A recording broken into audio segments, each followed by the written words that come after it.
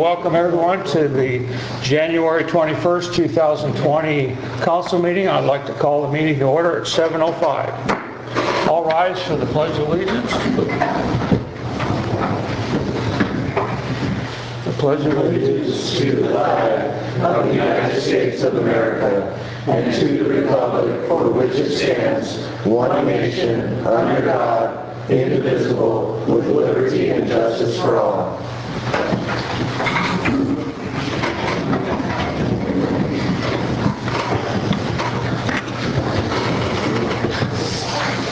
Okay, are there any additions or corrections to tonight's agenda? I have a motion to accept the agenda tonight. I'll move to accept the agenda. Is there a second? I'll second. All those in favor, signify by saying aye. Aye. Aye. Presentations. We have a presentation from our librarian, Shannon Rompent, tonight on the Vernonia newspaper projects. Hello everyone, I'm Shannon from the library. I'm here to talk tonight just a little bit about a project that the library has been working on in collaboration with the Pioneer Museum and the Vernonia Voice. And we call it the Vernonia Newspaper Project because what we're basically doing is trying to get our historic or Vernonia newspapers more accessible. So I wanted to give a little background on that. We have a collection of the Vernonia Eagle, a newspaper from 1922 forward, and also the Independent from 1986 to 2012. They were originally on microfilm, and back in 2011, the library received a grant from the Meyer Memorial Trust to get those from microfilm to digitize so they could be accessible on a computer. So that happened in 2011. So if you wanted to access the newspapers, you would have to go into the library or the museum to be able to do that. So they are on a computer, but not really all that accessible. So what I've been wanting to do for the last couple of years is to find a way that people could use this resource a little bit more, because it's an amazing resource to have all that history.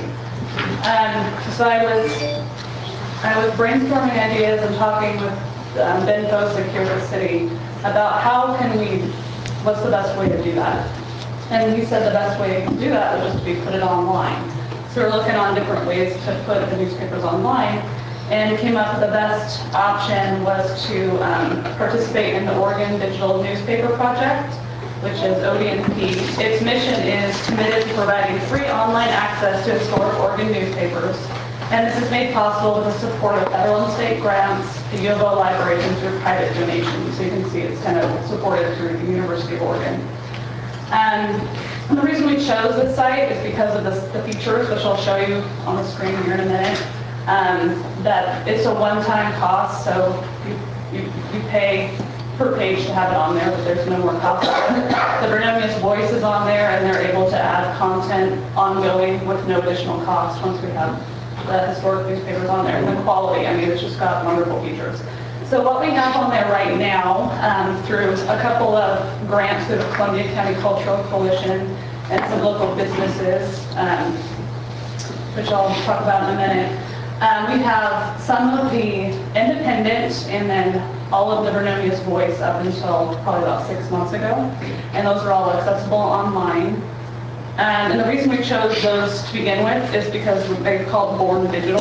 Just it's quicker to get them from, they were created as a PDF to put them upload online. So I'll show you historic Oregon newspapers. This is something you can access online now. It's called Locations, and Vernonia is on there now.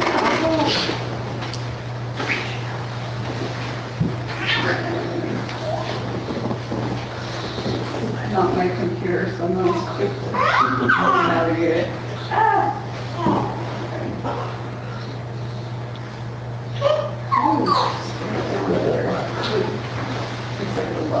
Can you use the arrow straight down? Yeah, page down. That's what I'm doing. That's the way up here almost. Okay. Hopefully, is that electric or anything here, right? Vernonia, there we go. Yeah. So we'll start with the Independent. So right now we have just probably about 2003 to 2012 some issues with the Independent. So that's what it looks like, just the first page there. So what's kind of cool about this is you can just view front pages. And I'm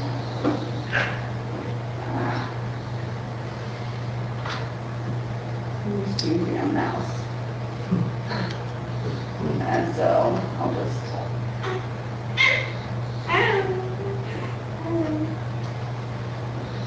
and then if you found one, you wanted to see like, oh, these two standing.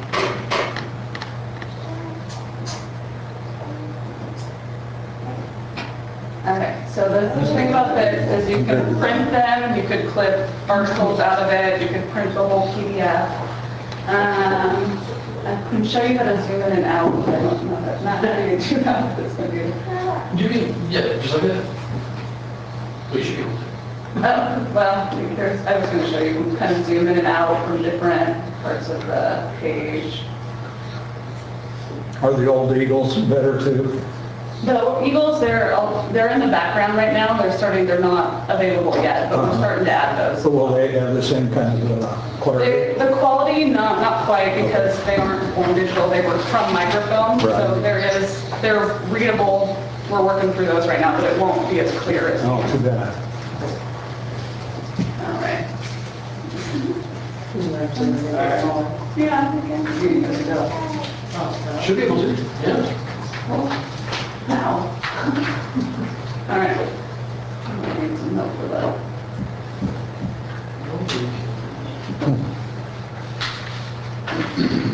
There you go. All right. Thank you. All right. And then the other thing we have on here, sorry for.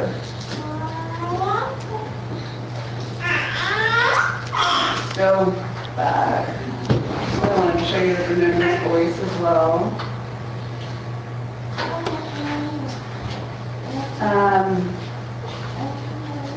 Just showing some different ways you can search it.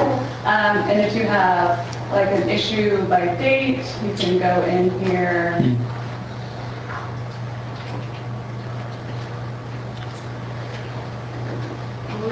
And select the dates, all the ones that are highlighted, we have issues of.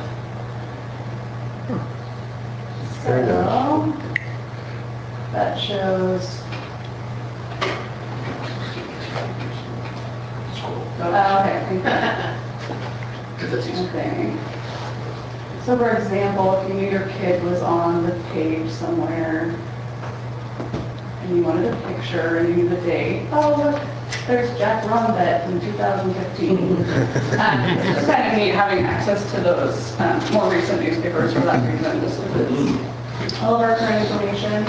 And one other neat thing about it, well, there's many things, but another thing that you can do is an advanced search.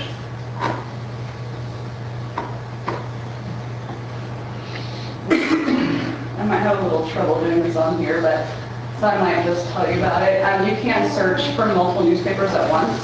So the nice thing is you can select the Independent and the Vernonia's Voice, and then when we have the Vernonia Eagle on there, you can select them all at once to search for something like if you're wanting to know about flood recovery or the Friendship Jamboree or just researching something long-term, you can search all the newspapers you're interested in at the same time. So it's a pretty amazing site. The reason that we started out this 2017 and it's taken this long is just there's a lot of background work to it. We have a volunteer right now, Donna Webb has been a volunteer that's been doing a lot of background work to kind of get it ready to upload onto the website. There's kind of a delay in processing. So it's taken us a while to get to this, to be able to do this. The thing that we're lucky about in Vernonia is that we have access to copyright holders, so we're able to put this online and make it accessible because you actually need to be able to do that. So there's a lot of things that I thought about when we were putting this together.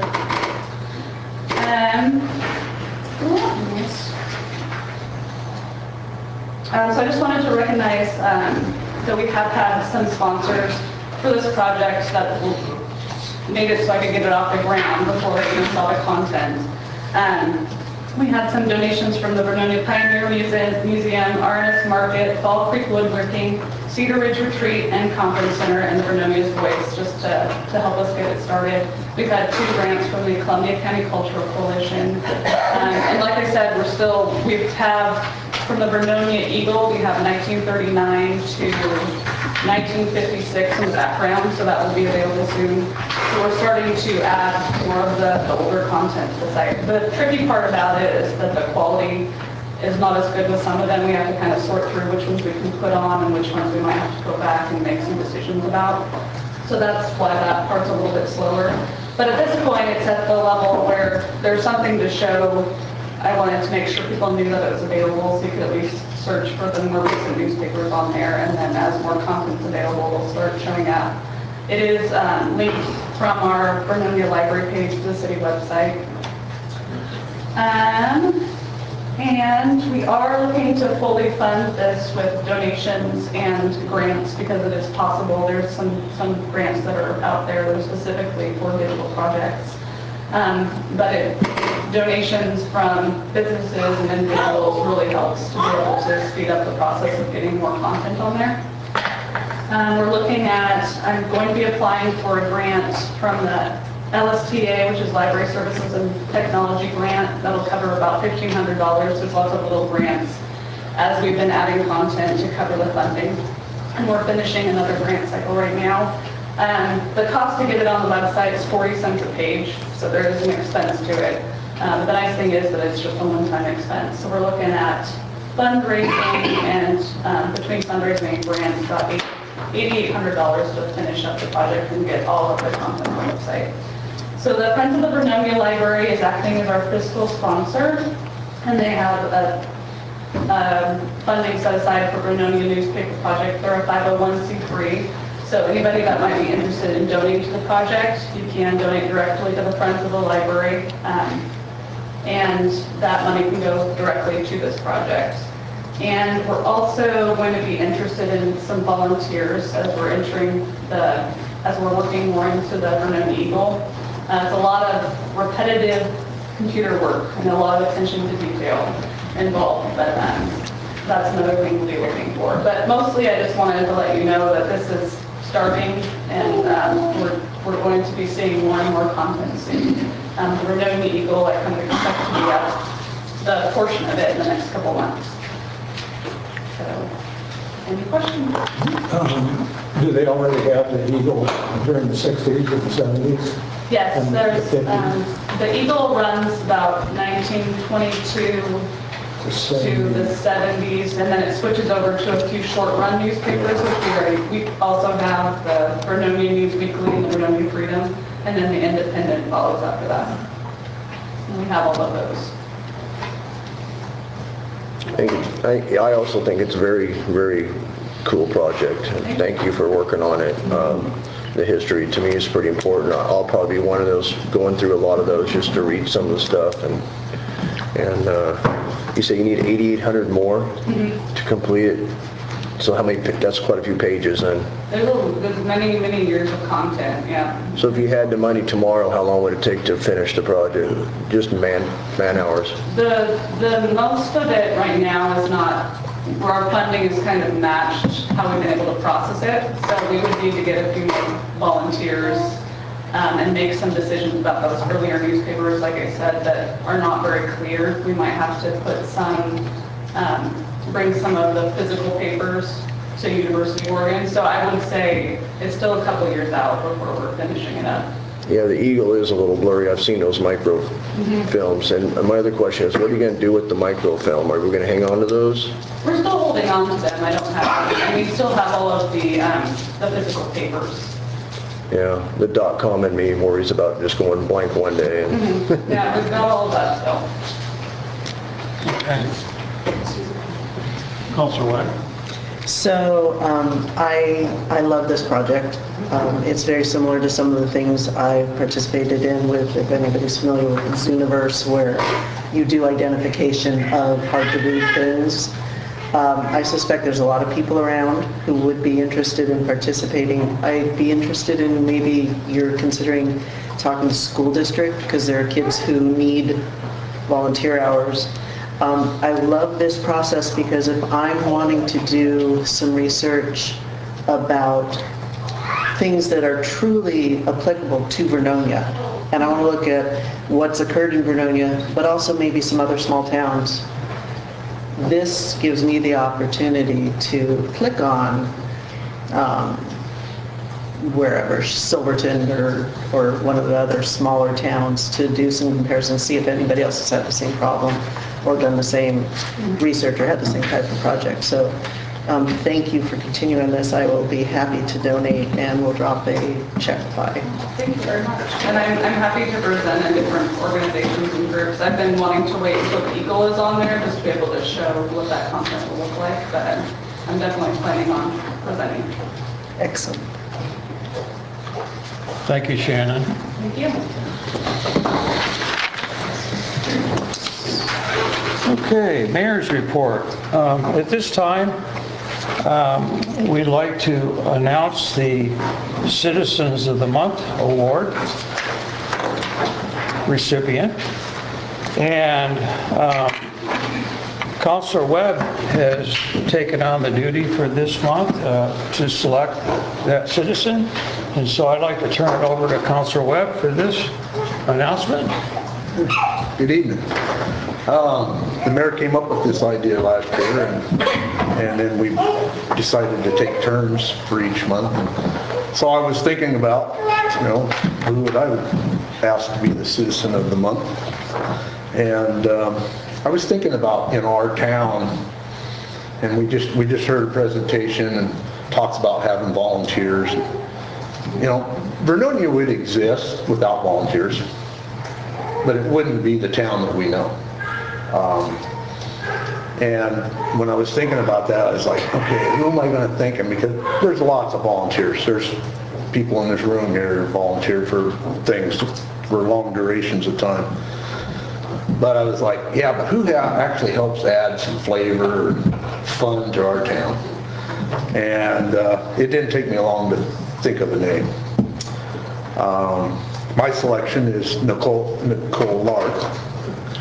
And a little background on Nicole. Nicole and Eric moved here in 1999. So they aren't long-termers like some of us. But Nicole dove right into the community. And I think maybe that had something to do with her cheerleader years in school.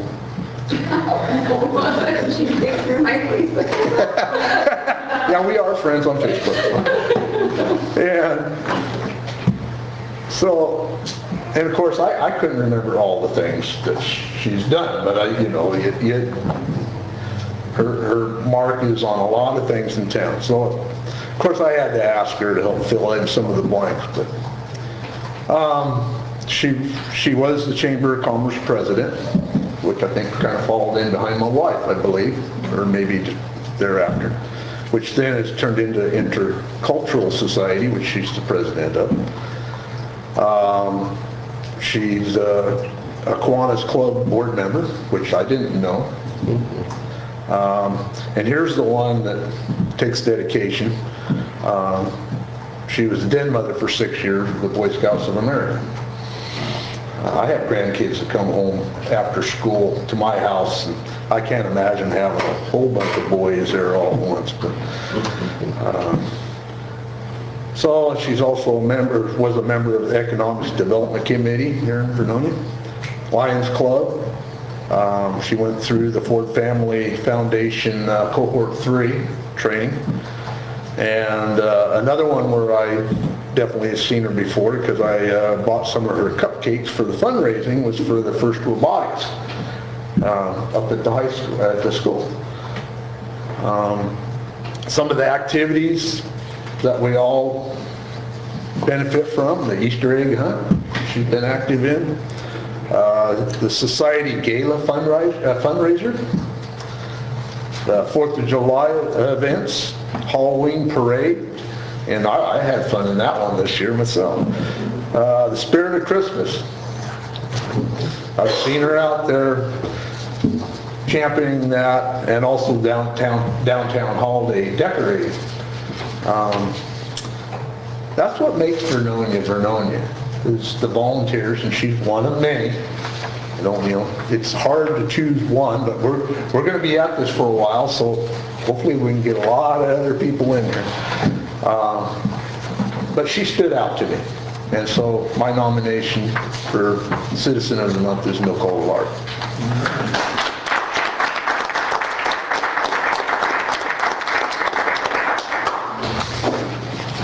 Thank you, Councilor Webb, a very good selection, and I second that for sure. Good job.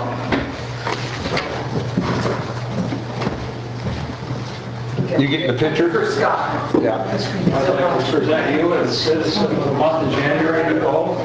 Thank you for all your service to make Vernonia a great place to live. Thank you. Did you get it, Joseph? I got a picture. And I'll dismiss you if you don't want to sit through what's coming next. I can hear.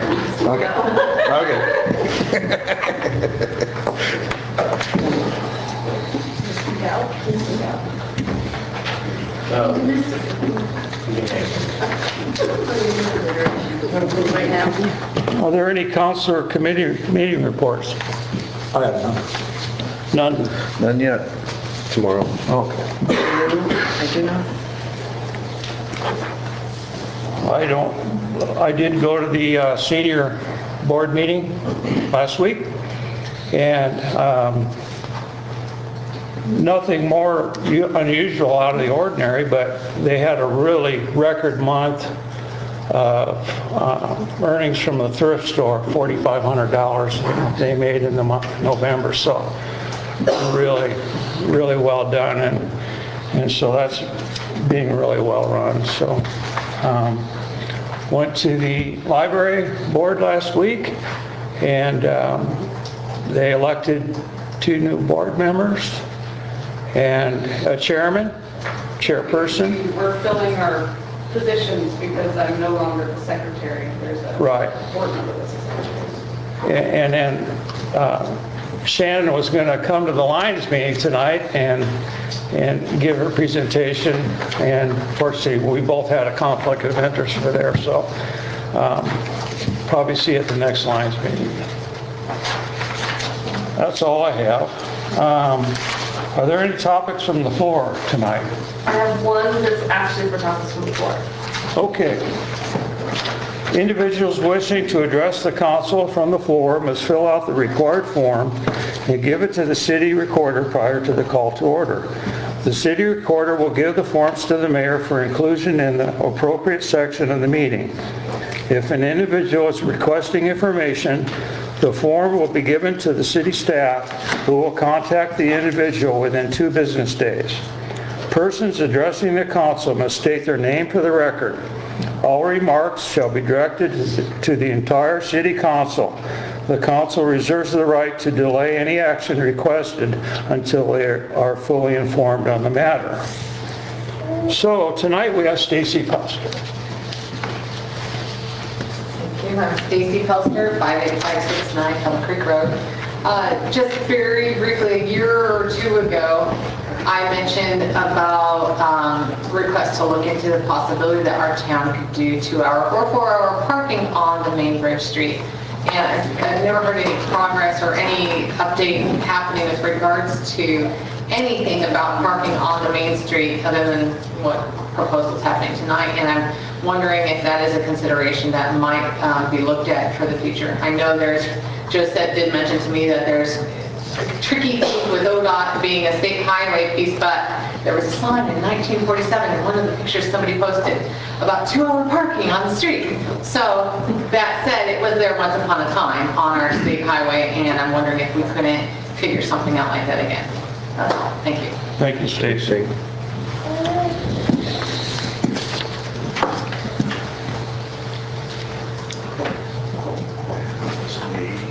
Okay.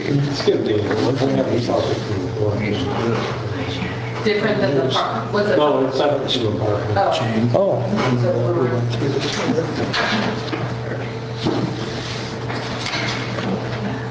Hard to read, but good read. Sorry.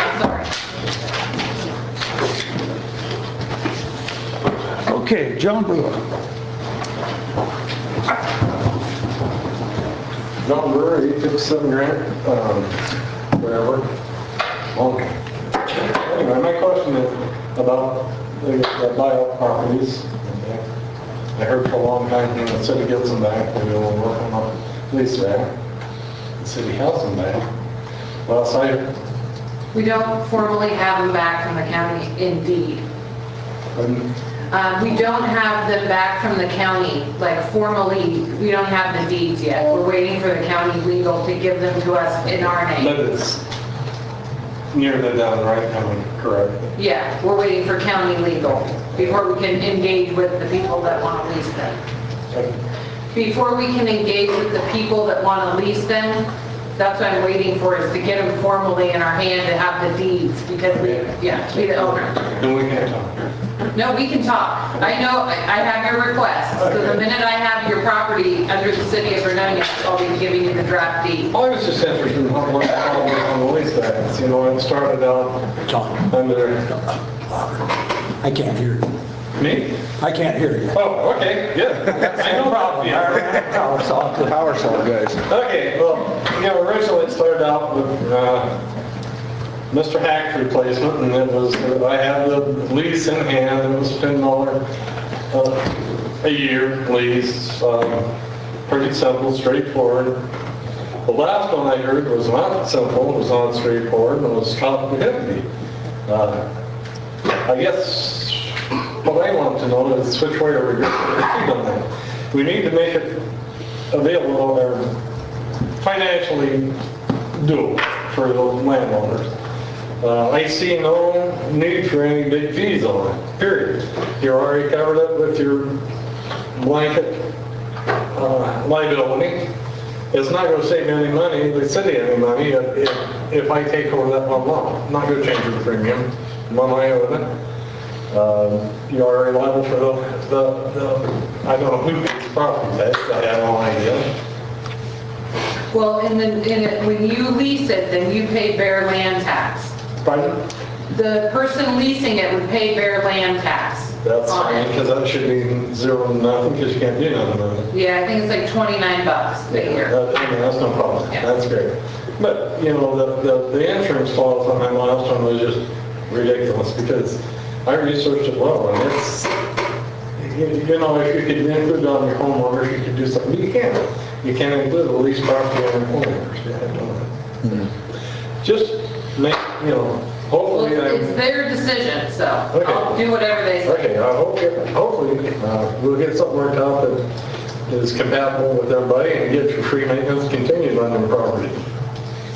Yeah, they're in the process of being recorded in the city's name right now, so Great. I'm sure Jill's will let you know as soon as that's All right, done. great. Thank you, John. Thanks, John.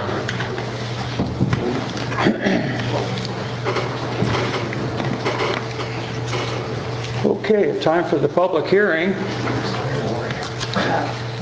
This public hearing is now open at 7:35 p.m. on January 21st, 2019, for consideration of a proposed Title IX amendment by the City of Vernonia. Order of hearing. The public hearing will follow a certain order. It is, staff will present a staff report of the proposal. 2, next testimony will be allowed for those in favor of the proposal, following with testimony in opposition of the proposal, then comments that are neither in favor nor against the application. 3, staff will then have an opportunity for rebuttal. No new evidence will be allowed during rebuttal. Therefore, it is important that you clearly and concisely state your full testimony at the time you are allowed to speak. Each speaker will step to the dais and clearly state his or her name and mailing address for the record prior to your testimony. No speaker will be interrupted except for questions by City Council members. No testimony will be entered into the record if spoken from the position of the general audience. Those participating in the hearing will have the opportunity to request a continuance to address any new evidence submitted in favor of the application, or if time does not allow, testimony to be completed at this hearing. If no continuance is requested, those participating will have the opportunity to request that the record be kept open for at least 7 days to allow for written rebuttal of testimony presented at this hearing. Otherwise, the hearing will be closed and the matter will be returned to the hearing body for deliberation. Does any counselor have any ex parte contact to declare? So I'm not sure that it's pertinent here, and it would not be a barrier to my being objective on this subject, but as prior planning commissioner and chair of the planning commission, this was a subject we addressed during my tenure there and did not resolve.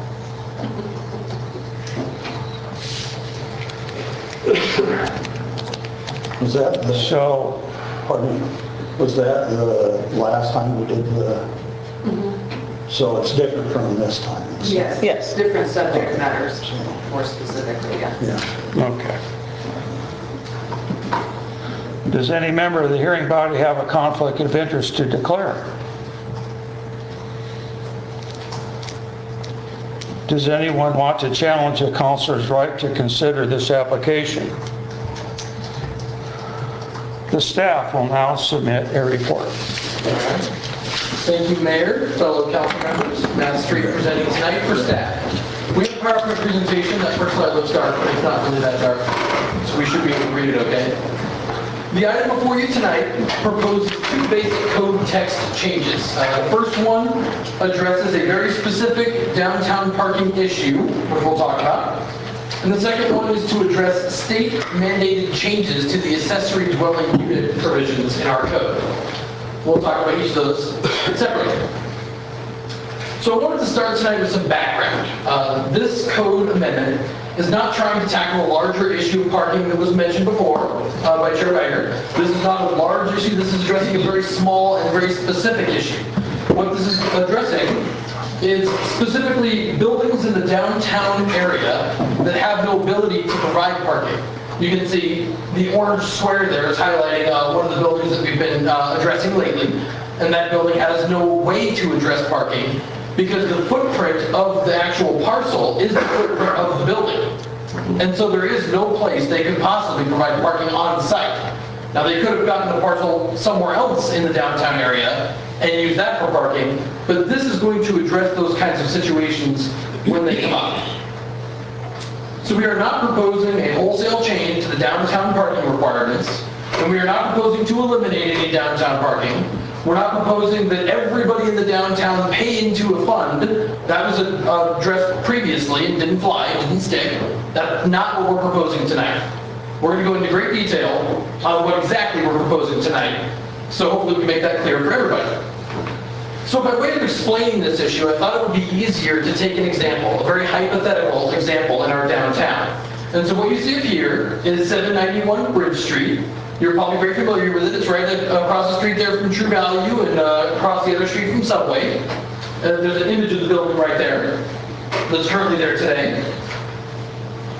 So if that building wanted to change its use from the offices that are generally there today to something like a restaurant, then they would have to go through our downtown code provision. And you're not expected to read that. I just threw it up there as a sample so you can see it. That's a page from our code. But that talks about the downtown section. And the code lists different uses that are permitted by right. These include things like restaurants, shops, offices, things like that. Now, just because something is permitted by right doesn't mean that it doesn't still require a land use permit. And we do need a land use permit from the city in the form of what we call design review. And that's usually a staff level review. It's very simple to go through. The costs are very low. But what that means is that if you come in for a design review, you have to address the different code provisions. Now, in most cases, you need a design review. In some cases, you don't. So I want to run through a couple of examples of when you would need a design review. You would need a design review if your building sat vacant for more than 1 year. Our code says any previous land use permits basically expire after 1 year when it sits vacant, regardless of how long the business was in there. If you had a restaurant in a building and the restaurant went out of business and then 2 months later another restaurant came along, you don't need any land use permits because everything that we assumed in our previous land use permit remains the same. The parking requirements would remain the same, the number of people going through there would generally remain the same. But if you changed the use for any reason, then the code says you would need a design review. And so if you switch from offices, to go back to our example here, if you switch from offices to a restaurant, that would trigger you coming in for a design review through our city. When you come in for a design review, what that basically means is that we have to make sure that all the provisions of our code are met with the building that you're proposing, or with the use that you're proposing. Now in this case, that would also include parking. And our code has specific provisions for parking. I've just excerpted the section of our code here that talks about parking. And in here you can see that it says the obvious things. When you build a new building, you have to provide parking. But the important note here is that it also says if you change the use of a structure, you have to provide parking. And so a lot of these historic buildings, when they go to change a use in there to further economic development for our city, they can't provide that parking. And so that becomes an issue. Going back to our example here on 791, again, the footprint of the structure is the lot. And so there's no way they can provide any additional parking unless they did it off-site, which they could still do by purchasing other property somewhere else in the downtown area. Now, if they can't provide the parking, we can't make the findings to approve the design review, and the use gets denied. So if without the parking, there is no use. That's why this is so important. That's why we're discussing it here tonight. So the current code is really acting almost as a disincentive for development, the way the parking is structured. And so we're trying to find a solution to that. So how do we address this issue? We brought this issue to the Planning Commission, and we had 3 different workshops with our Planning Commission where we talked about all kinds of different ideas. The idea that maybe everybody pays into a fund, and maybe that worked. So the Planning Commission, while they were looking through this, we looked at the fact that the city owns property in the downtown in several different places. Those are shown here in red up on the screen. Some of these must remain in vacant because they are flood buyout properties. And so we're not allowed to build structures on those even though the city owns those lots. Now, those kind of lots make perfect parking lots because we're not allowed to build anything on them. So they might as well be parking lots. And they currently have gravel on them today, but we'll talk about that more in a moment. So lastly, another thing the Planning Commission took into consideration is that we've already approved 2 projects in this city for design review that didn't have any parking. We came to the conclusion that we would simply add a condition of approval to those that said the city will find some way to provide a new parking program, and then when that parking program is formalized, those 2 approvals will then pay into this and move forward. Now, we didn't know what the funds were, or the required fee was going to be at that time, and we didn't want to add a condition of approval for an unknown number because that's not really fair for anybody. And so Josette and I decided we would go ahead and add a maximum limit in there. And we added a maximum limit of $150 per parking space. And so 2 projects were approved that way and moved forward. And so they're kind of waiting for this to finish up so they can then pay into that fee. And we're going to discuss in a moment that the fee we came up with is much less than $150. So, let's talk about what the Planning Commission came up with. And in considering this problem, the Planning Commission came up with this basic approach.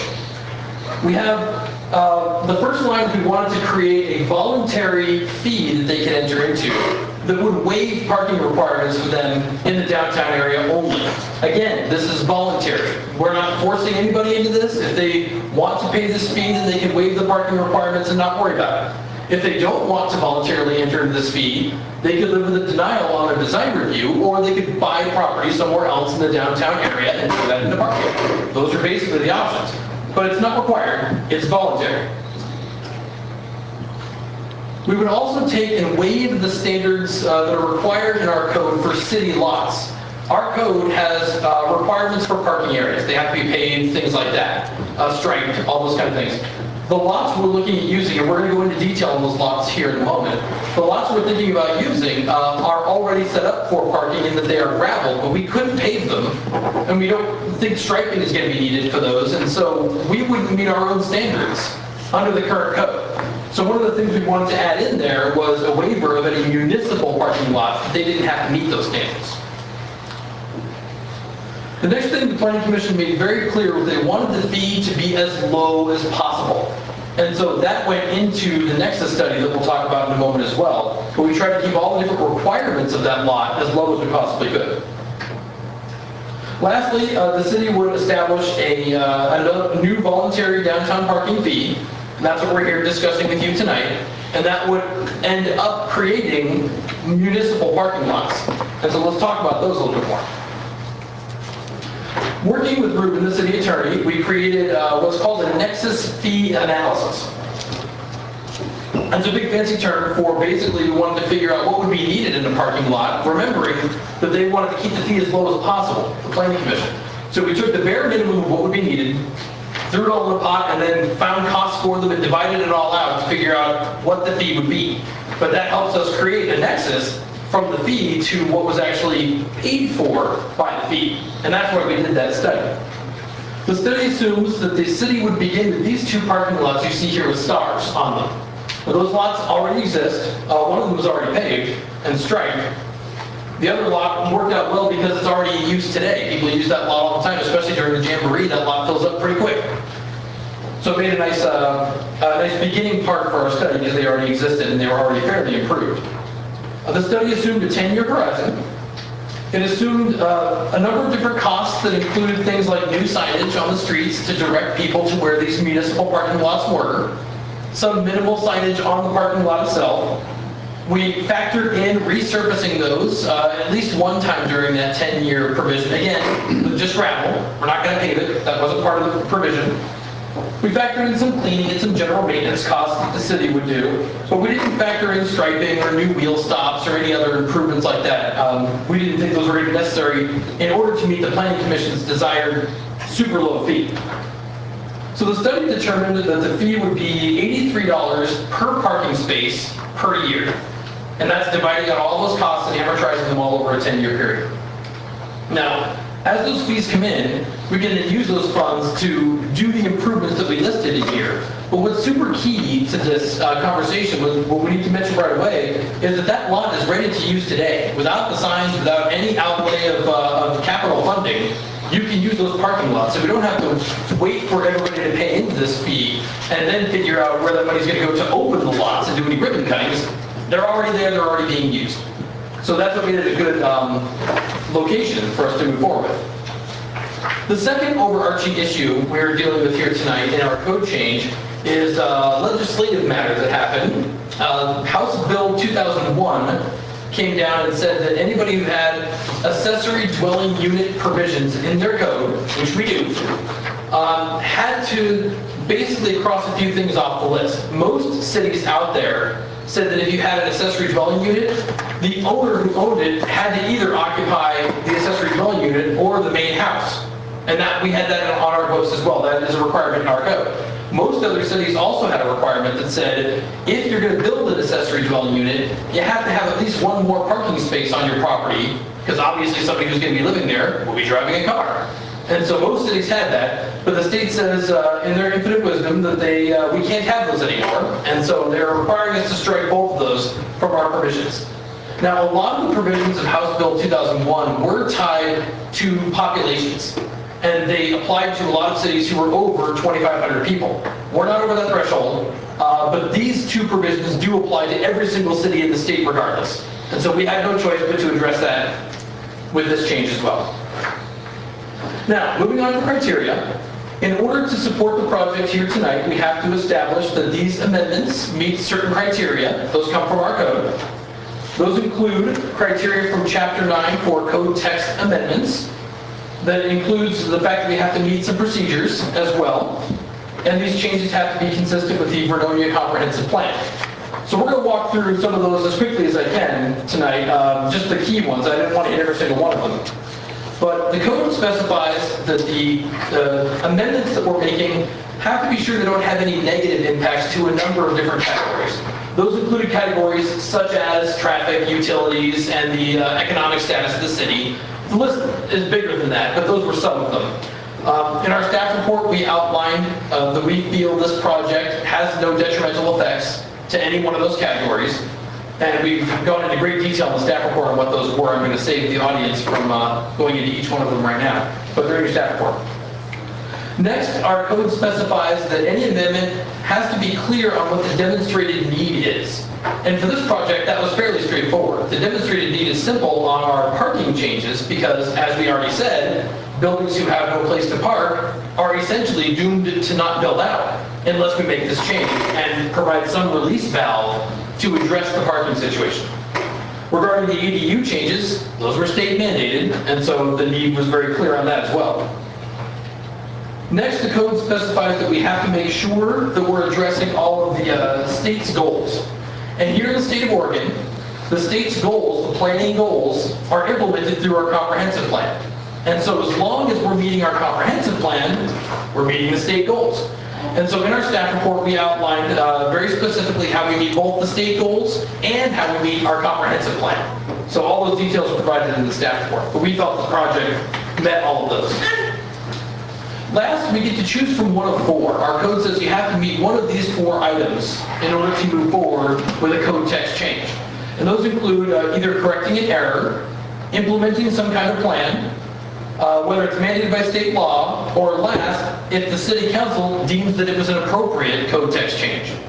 So for this specific project, we feel that the parking changes we're proposing are very consistent with the comprehensive plan. And we outlined why in the staff report. There's several reasons why they're consistent. The accessory dwelling unit changes were quite simply mandated by state law, so they definitely hit that requirement. There was no issue there. And we're hoping that by the end of the evening, the city council will also deem that all of this was appropriate, that these changes should be moving forward. That's kind of the reason we're here tonight to discuss this. As far as procedures go, we did provide the public notices that were required by state law, and those were included in your staff report packet, ones up here on the screen. We did hold one hearing in front of the Planning Commission, in addition to the 3 workshops we held with them as well. And then we are required to transmit our proposed changes to the Department of Land Conservation and Development. We did that. They provided some comments. We have responses to those comments included in your staff report packet, and I followed up with them today with a phone call just to be sure there was nothing else they wanted to add. So with that, based on the proposed amendments and the findings in the staff report, staff and the Planning Commission recommend that the City Council approve the file number, PA 1901, and then later on in the agenda, adopt Ordinance 923 and Resolution 2020-1. This concludes my presentation. Myself and Josette are available for any questions you might have. Council. Thank you, Matt, for that presentation. It was very informative. I do like to ask how many people from the public came to your hearing at the Planning Commission? None? No, I thought we had one. Holster's good. Holster's, yeah. Were you guys there? Yeah, no numbers were shared at the, no information about the. This presentation without numbers was shown at that meeting. Yeah. There was another half a dozen people there just to view it as well. Okay. Sure, they didn't comment. I don't remember. I remember you guys being there. And one other thing, Matt, when you're doing your calculations for the $83, how'd you calculate how many participants were going to be involved? What we did was we took the maximum number of spaces that both of those parking lots could yield, and then worked backwards from there. And we took all the different improvements that would be needed, the signs, the extra gravel, and then we divided that by the number of spaces, and then amortized that out over 10 years, and that's what gave us the number. Okay, that's what I was getting at. So let's just say 10 people sign up for this in the next 5 years, or just say we got 10 or 15 spaces, then how does that math work out? Yeah, we discussed this proposal with a lot of different cities, and we looked at countless different cities for samples, and Clement Falls came the closest to having almost a twin of what we have here. And this kind of parking program isn't designed to be a mathematical one-for-one. It's not designed to have people contribute to the fund, and then when those spaces fill up, we stop the program. It's designed to basically just contribute into a fund, and then once we feel the parking lot is regularly meeting its capacity, meaning actual usage, then we can actually come back to the city council and work on an expansion of the program that might go do physical construction on a different lot, or find a different lot across the bridge on the other side by the gas station where the city owns a couple different lots, and turn one of those into a parking lot. But it was never intended to be a one-for-one exact accounting of how many spaces people contributed towards. So I'd like to follow up a little bit on that. So what you're saying, what I hear you saying, is that if we only have 15 people, 15 spots paying into it, the price isn't going to go up. Correct. Correct. Matter of fact, the way we designed this program is that once we enter into an agreement with an applicant, then the price they've agreed to pay stays locked. And as long as they keep paying that, it stays locked. Now, that doesn't mean that we don't have a lack of an ability to come to the city council and retool that fee for future people who jump into it. If we feel it's not meeting the requirements, we could come to you and ask for an increase. That would require a separate resolution, and we would deal with that at that time. So we wouldn't go back on those people. Right, right. We would have somebody who already started paying that pay more. Right. So that'd be grandfathered. Right. That's the idea. Council? Part of your calculations there, there's a pretty big component of $27,500. I think it referred to concrete work, but we drilled down, that's actually, we'd have to grind out and repave in the West Oregon Electric old parking lot. You could, okay, just so everyone's clear, if it existed when the flood happened and water came up and water went down, you can replace that exact surface. But it means you would not be able to just put a lift on it. You would have to grind it off. Okay. In and out needs to be pushed.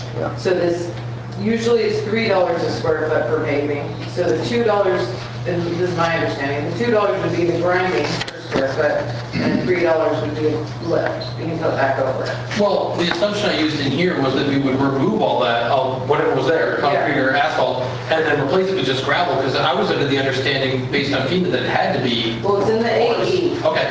So if it existed in '07, it can't cause a rise to have that exact same thing exist there now. Just can't be 2 inches on top of what existed there in '07. Okay, Yeah. okay.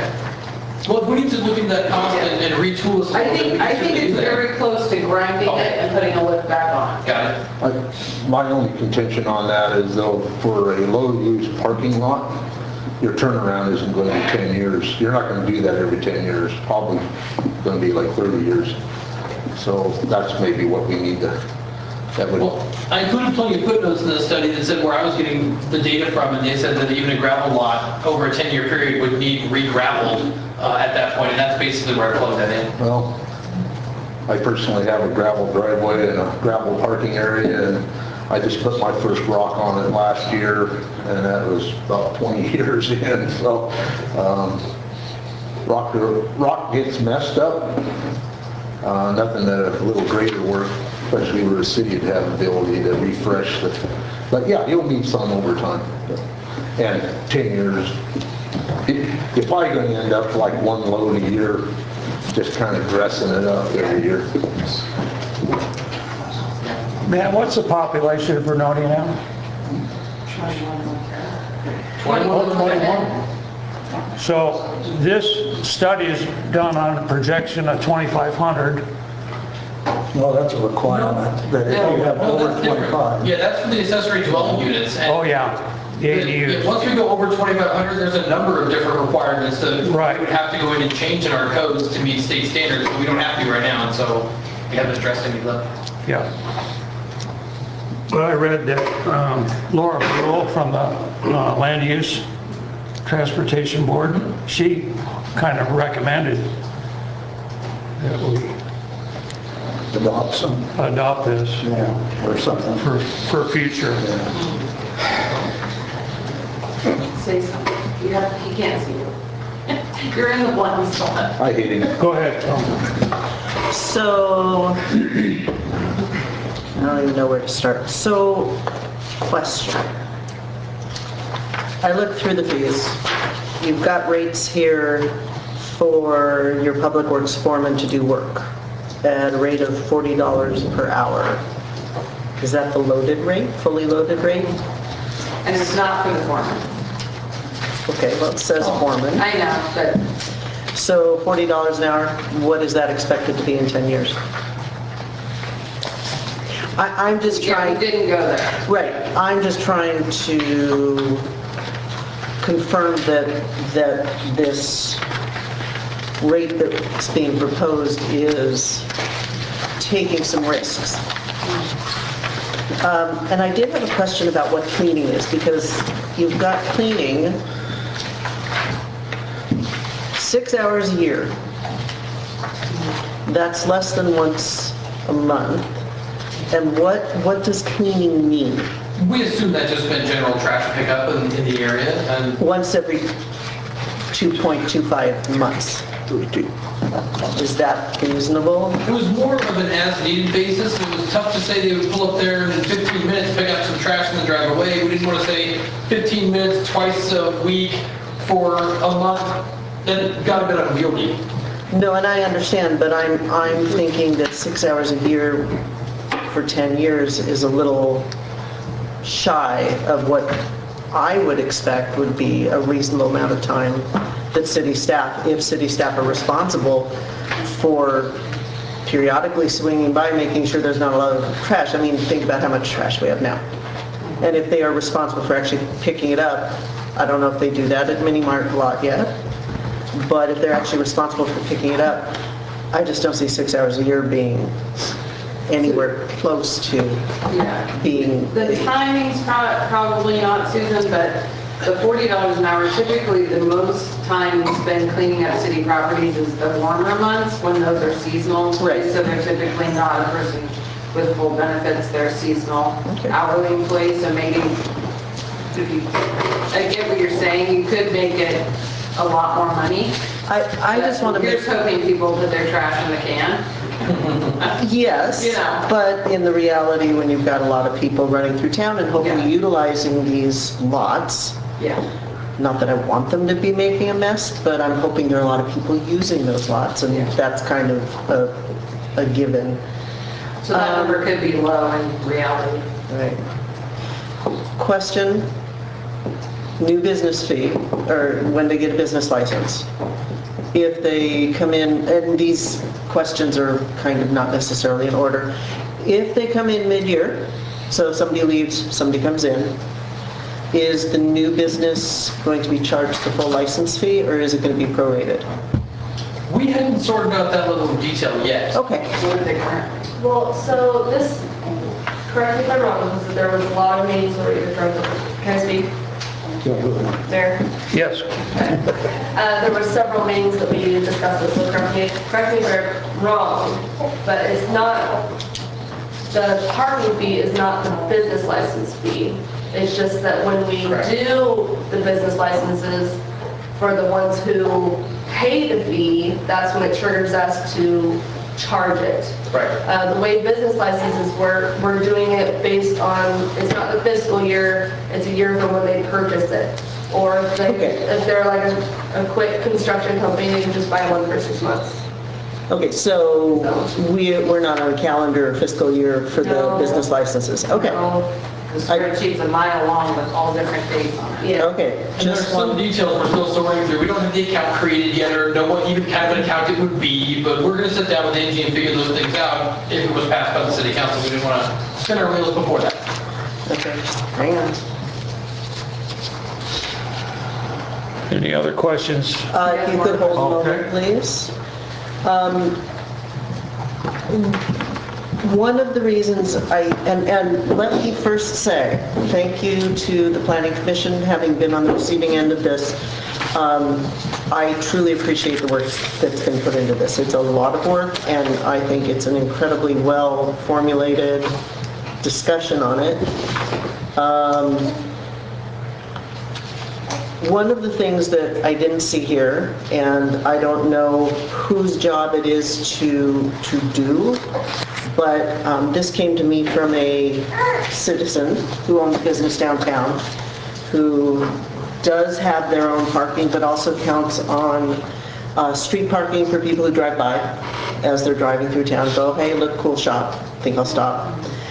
Who said they have multiple people who they work in town, and they always park in spots that are not necessarily adjacent to this person's business. Some are. 2 of them are.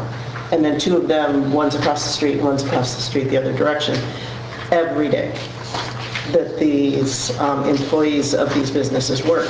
And the question is there any way that, I'm not sure who, could impart the request to the businesses to truly encourage their employees to be parking not on the very valuable business parking that we have for those people who have the businesses that are open.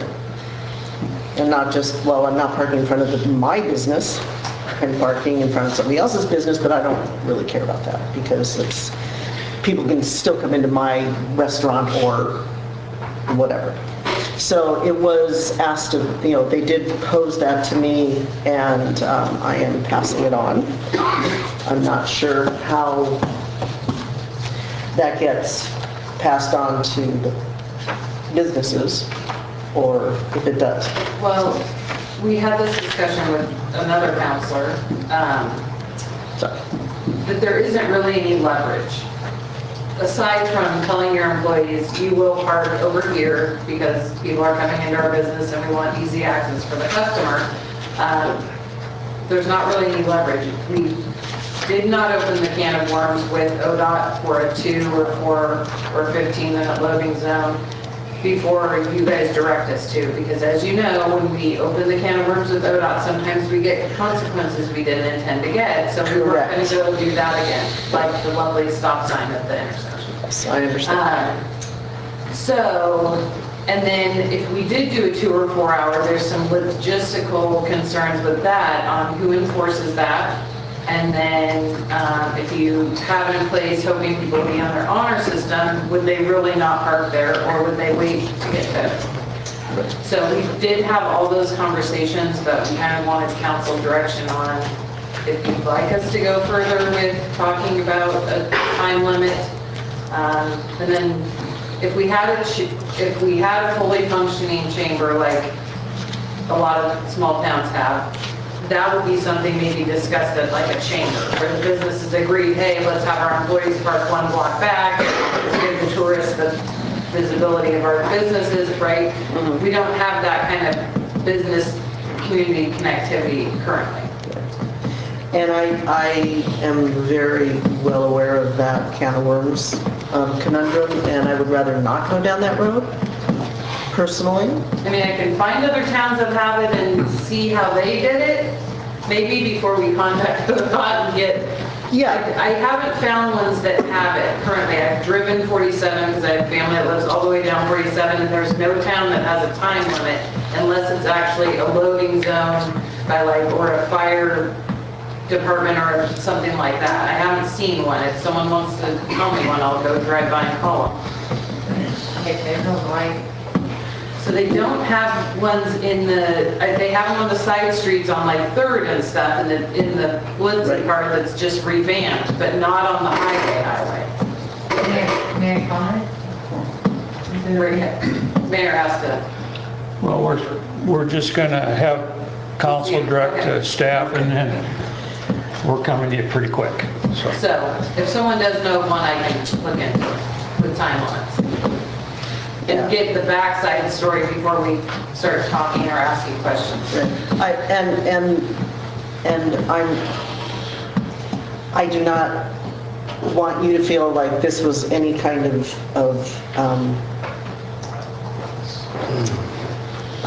criticism about the chamber going. No, I'm just saying they don't have a kind of cohesiveness where they all meet together anymore, Right. in a way. That's what I was saying. I just didn't want you Sorry, to feel well, I like, wasn't saying that either. No, Okay. I don't care. Okay. okay, fine. But yeah, no, and I agree. And I know that has been a discussion that's been held again for many, many, many years and just doesn't ever seem to change. And I understand if you've got trouble walking, please park right next to your business. But if there's not a reason, I would just ask that people be considerate for, let's get more business people walking into our businesses in town by opening up those spots. And I think my other questions have at this point been addressed. So thank you. Okay, any other questions from the council to the staff? Okay, time for testimony will now be heard from those in favor of the application. Each speaker will have 5 minutes. Please step forward stating your name and mailing address for the records, then proceed with your testimony. Just call for people who want to be, because otherwise these people were undecided when they wrote it down. Before we start that, Mayor, may I ask a point of clarification about a question on this that wasn't asked by the council? Just a question I had of our plan. My question was, there was a building over lot line permit, $250. What does that mean and what is that? I can address that if it pleases the mayor. Yes, go ahead. That was just something that we added in because in the last code update that we added a new procedure called building over lot lines, and you come in for an application for it, and that's something that was new, but we hadn't addressed it in the fees yet, and so we were just taking advantage of the fact that we were cracking open the fee schedule for this to go ahead and throw that in as well, but it's not new. Correct. So What is that? Yeah, that's oftentimes a single-family homeowner will buy 2 lots, or want to build one large house on 2 lots. And if they do that, we just need them to sign this agreement saying they understand that we're going to treat those 2 lots as 1 lot. That's pretty much it. Thank you. I appreciate the clarification. I had a couple of questions written down that I did not ask. Can you reopen so that I could ask, or otherwise they're not? I thought you just said your questions were answered. I did, and then I realized I had moved my paper, which was on top of my handwritten questions that were not part of my packet. Okay, does the audience mind if we have a few more questions? Okay. Go ahead. Thank you. So you indicated that there were 2 buildings that had been approved with the agreement that they had been advised of this upcoming plan, but they didn't know what the plan was. Had they been advised at any point, and did they agree to the plan, and were they given any kind of a sense of the maximum per parking spot? You were shaking your head, I wasn't sure if you want to take it. Yes, they were advised, it was in the condition of approval of their actual approval. They had an appeal period where they could have appealed that to the planning commission if they wanted to. No appeal was filed. So that was our form of consent from the applicants. And a small correction, it wasn't 2 buildings, it was actually 1 building, the Peltzer's building, when they retooled the inside. Oh, okay. That condition was added on that retool, and then again on Island's Grill when they went inside that building. And those are the 2 that have had that. But yeah, we explained in the staff report, did add a maximum of $150 per space to both of those. And if this gets approved the way it's written, it would be far less than that. And the Pelsters and Islands were aware of the $150 maximum? Correct. I'm just asking for the clarification. We were not aware of an appeal, but yes, we were aware of that 150. And regarding the planning commission hearing, you did give the result, and the workshops, were there people in attending? I do have a follow-up question about the hearing, but I did want to ask, were there community members, businesses in attendance at those workshops? Frequently, no, but occasionally, yes. Okay. Was there any proactive seeking out, knowing that this was going to affect certain businesses or all the businesses who might be having a change of venue of their properties. Was a blanket email letter sent out to all the business owners downtown. I know it was not a requirement, but when sometimes, But it's only happening to businesses, the two we knew of, that were changing their use. All the But- other businesses that were existing and staying within their use, this will not affect. So, correct, but in the staff report, it talks about the potential for other businesses to consider, for instance, building on. Sure. So they would be affected. So while they wouldn't be affected today, proactively, we could have included them so that they would be aware of what was going on, to have a say. I'm just trying to make sure, maybe overstepping my bounds, that we are being proactive in making sure that business owners in the community are being included in these kinds of decisions. so can I play devil's advocate Of for a second? course, please. So if we went out and talked to all the businesses and some of them love the idea and we're going to build on it, and then they came here and you guys denied it, what would that effort have been for? Does that make sense what I'm saying? If we're having them fall in love with it, you can buy parking spots and you can build onto your building and not need to satisfy the parking requirement. Then when they come here and you guys, if you were to say no, then we're kind of setting it up Yes, to but... give hope for something that may not happen? But when you are doing something like publishing a public notice about a hearing related to this, and we know how many people read the paper or Facebook, and how many don't, or they just gloss over because they don't understand that it might affect them. If we're going to at least that step, why would we not just, I mean, how many businesses are there in downtown that would be affected? 25? Well, every one of those buildings. Okay. So I don't know. I'd have to count them, so I don't know. I mean, I was just wondering if there had been proactive reaching out on behalf of either the planning commission or the city to the business owners downtown who might have been affected. And I Okay, would, and I that's would fine. think that we would, if you approve this kind of plan, it would be beneficial after it's actually something we can provide to then say, hey, there's this other option out there. What if they object? I mean, if we're trying... They could go buy their own property and Right. build parking as it currently stands. I mean, that's the reality, right? But if we are asking for input from the business owners through a public hearing, Right. it's important to me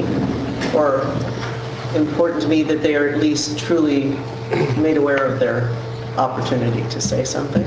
All the public workshops were noticed and open to the public, of course, as were the hearings. I just think the reason the law's there is so that, because what if we miss one? Right, no, and I You know what I'm understand. saying? I do There's understand that. I You could just, step in it by accidentally forgetting someone's Right. inside this other business and they didn't get a notice, and that's what the law's very clear on. Okay. Putting it out there and people That's have fair. to find their information. thank you, that answers my question. Okay. So we should ask our business owners to make sure that their friends and neighbors are aware of what's going on. Yeah. Thank you. Not we, council, we, the community, everybody. Yes. Got it. And I'm just about ready to do that. Thank you, Counselor. Okay. Mayor, can I make a motion from the floor that maybe before we give testimony, pro or con, we have maybe a maximum 5-minute time of question and answer from the staff? Would that be?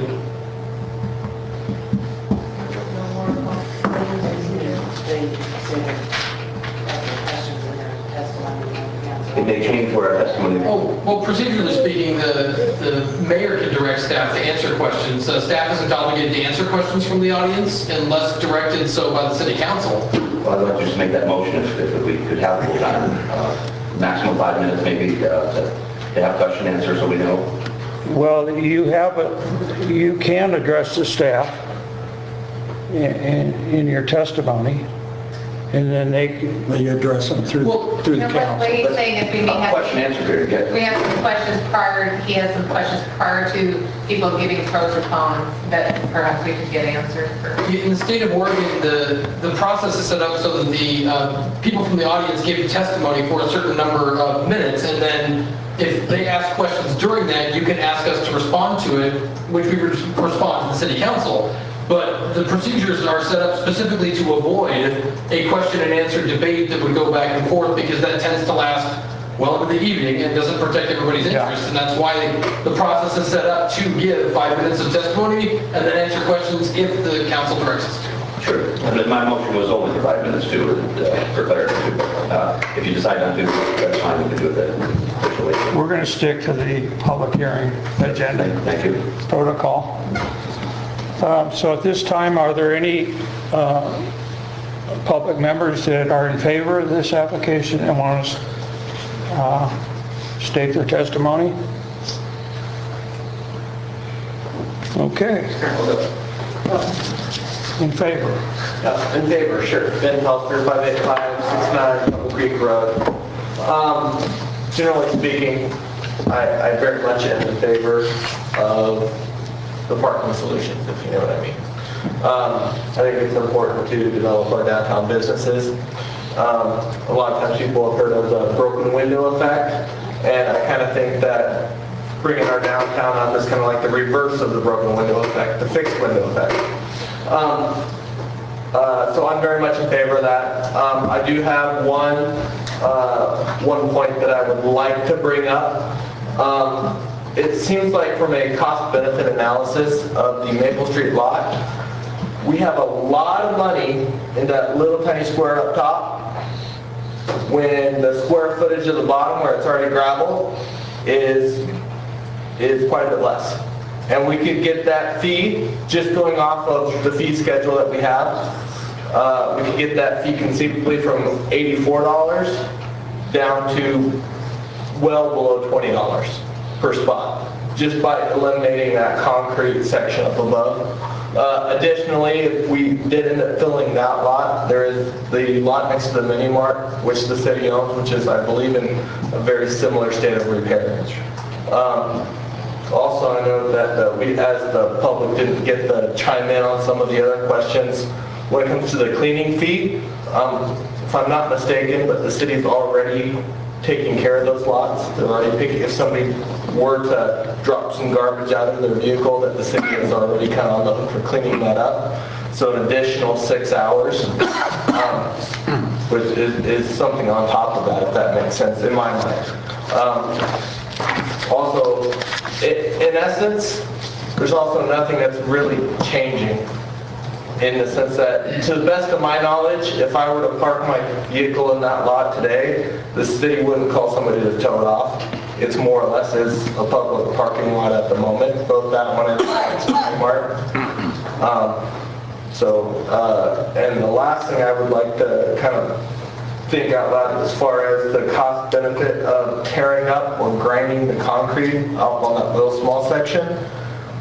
We could probably get more spaces for less money by dumping rock, hauling off dirt and dumping rock in one of the undeveloped lots.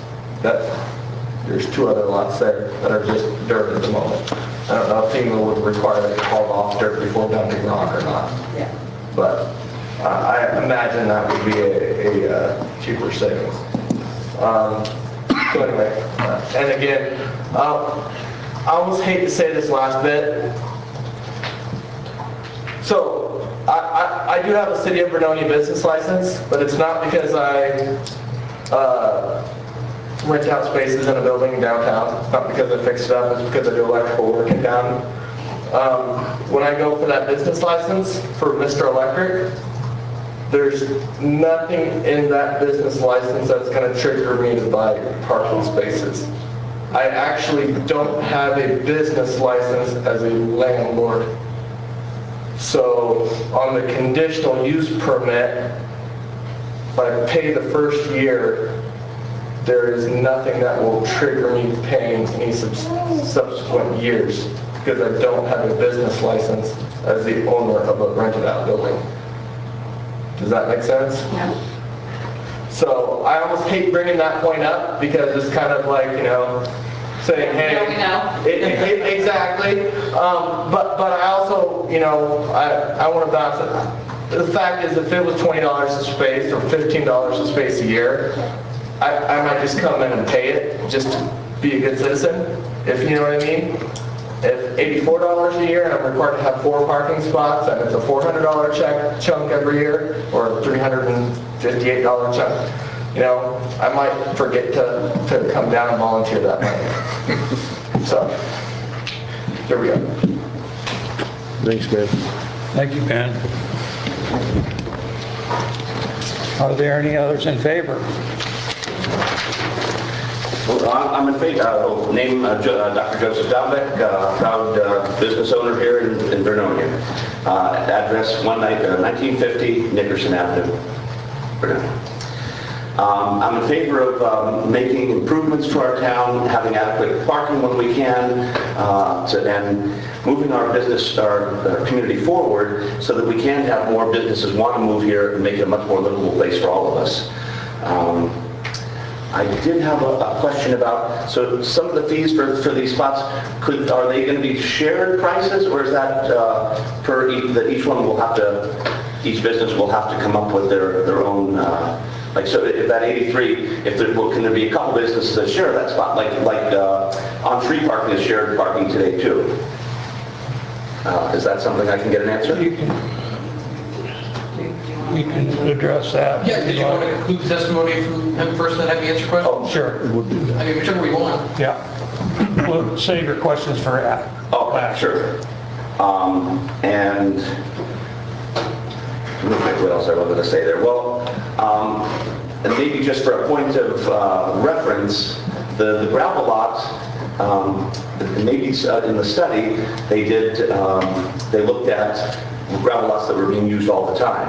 I look out my window every day, and yes, that gravel lot gets used when the food pantry is open, but we have the plans to move that very soon, I guess after July when we open over there. So I think most of the time, it's never going to be used. It'll be so lightly used that it'll only like a jamboree and times like that when we have an influx of visitors.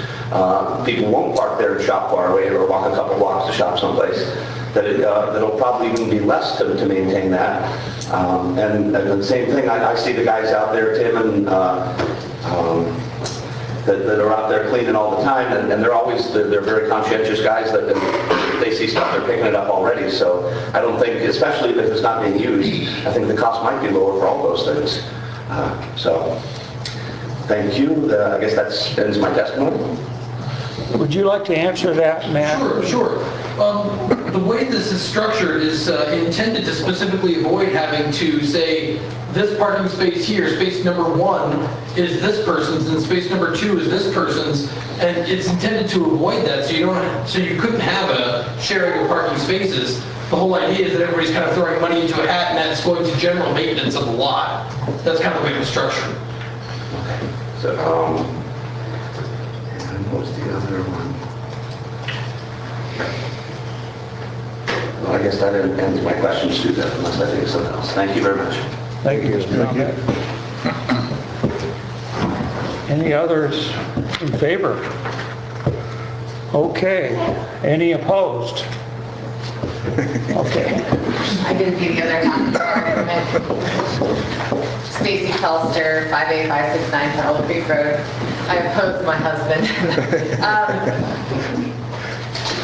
I wrote it down.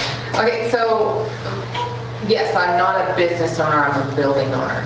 Big difference. And I think that I argued actually in encouragement of the proposal that our city planner put together for businesses versus buildings, because it is the businesses that actually take and occupy the spaces, and it's not necessarily the building owners that are doing the occupancy. But so while I do agree, and I do say that the proposals for parking is necessary downtown, because yeah, a lot of buildings you look downtown have no parking, and there's no way to meet that piece of code. That was something we're confronted with, and we were told a maximum limit of 150, but I will be quite frank in saying that I was actually actually shocked when I heard it'd be 150 a space potentially. And in our conversations with Josette, she was being more reasonable, saying it's likely not going to be that. It could be closer to 30 to 50 in a conversation of actualities versus what it could potentially maximum be. I found that there's a big issue with the cost of the plan that needs to be reconsidered before this document is voted on. And his reasoning for the proposal and his expenses breakdown chart on page 28 to 33. So I followed to find out why it's so high of a cost. And if you look at the gravel lot, the expenses for signage, gravel resurfacing, if you're on page 31 of the document, in the first paragraph, right there, he states that because these are already owned by the city and in most cases can't be paid, the proposed fee would cover items listed in the methodology section, but essentially boil down to annual maintenance costs, signage, sign maintenance, insurance. Insurance is already covered, so there's no cost, they said. So I'm looking at then, if we're looking at the true recurring maintenance costs, that's really truly what we, if I were to assume a business in town, or the people that rent from me, or if I wanted to bring people in, they would assume, without parking, they would need to assume, the recurring maintenance of the spots they're doing. Then based on the proposal, adding every cost up that's recurring, except for the signage, because I agree there should be signage, it'd be approximately $14.50 per parking space. That's taking $5,800, dividing it by 10 years, dividing it by 40, which is straight math. So then why is it almost 6 times that cost? I'm a math person, I'm not a good math person, which is why I have to look at the math. And so why is it 6 times the cost at $83 a space? It's because, well, it was on there, that one lot, number 1, which is included behind, when they get ready to do so, they're going to need to remove and then repave. One lot, that one tiny 12-space lot probably is all it can hold. That one lot. When proposing an annual fee then that'll affect the community and continue in perpetuity for these people who sign up for it indefinitely, one-time costs really should not be included, especially if they're major construction costs. And a resurfacing that costs $27,000 to do one time. And I did look up how often does a cement lot need to be resurfaced. They say it's getting used a lot every 20 to 30 years. That lot, so there will never be a need if according to your plan it goes to gravel, there will never be another need to resurface it again with cement if it goes back to gravel. And yet the city will still expect, according to this planning fee chart, expect to pull in $30,000 every 10 years for any people renting their 40 spaces forever. So the cost, you basically have said to me in the proposal that that's the best lot to use because it is currently is cement. But in essence, with this fee, $27,000 over the 10 years, it actually makes it the worst one to include in the proposal for these people. It's not an equitable fee as it's currently written with that cost included. And so, it does, this whole fee does affect building owners as well as business owners because we are affected by anything that happens to the people we rent or that rent from us. I and Ben's goal is to encourage the vitality to grow downtown. I mean, that's kind of what I'm loving about it is I want to encourage businesses to come. I want it to be alive downtown. And how can I do that when people are going to look at this and go, oh, well, that place has no parking. That is a big fee. For example, if I needed 10 spaces, that's $800 a year tax, if you put it in those terms, that I as a business owner would be taxed to rent from me. So would you choose to rent from me, or would you choose then to rent from guy down the street at his little parking spot next to his? It might make them reconsider, and that's a big point that you wrote, Mr. City Planner. It was a big point that you wrote in here, and I really appreciated you writing that your goal is to make it to draw people into downtown. That's a big goal of mine too. With this, I do heavily ask that you'll reconsider that one fee being added into this chart of fees so that we can bring it back to that reasonable rate versus 6 times as high. Thank you, Stacy. Thank you, Stacy.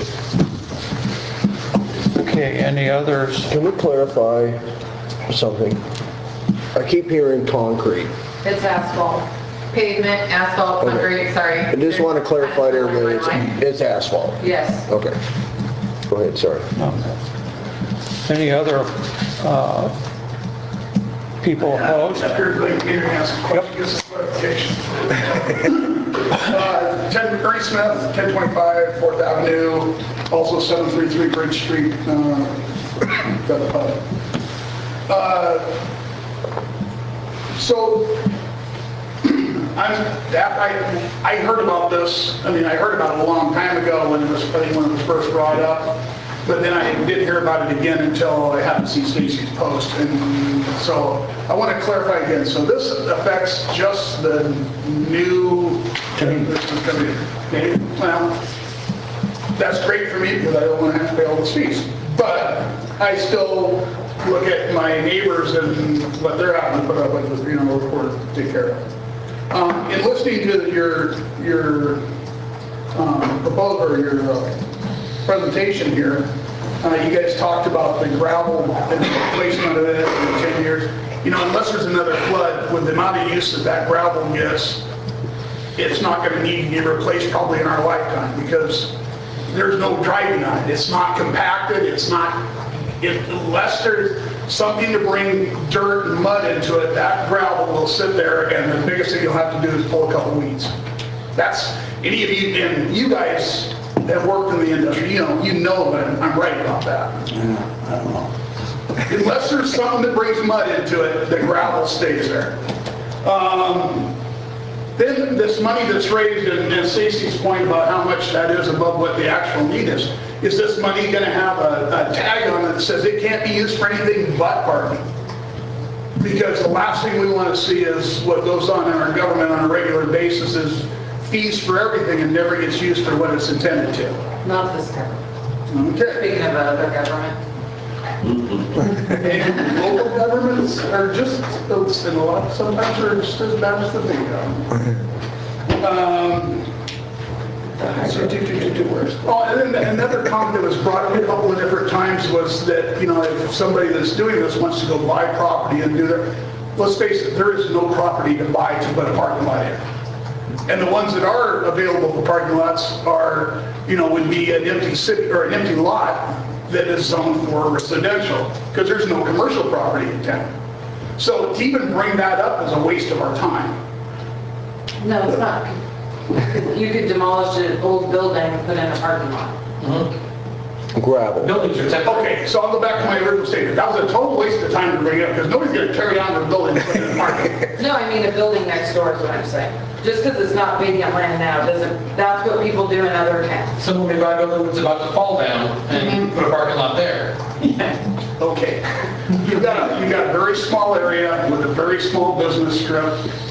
It's not, anything that goes down is going back up, or it's not going to, yeah, okay. Thank you for your time. Thank you, Ernie. Can I respond to that? I've read through this package several times. Believe me, it's kept me up at night. So I looked at Sandpoint, Idaho, because they switched this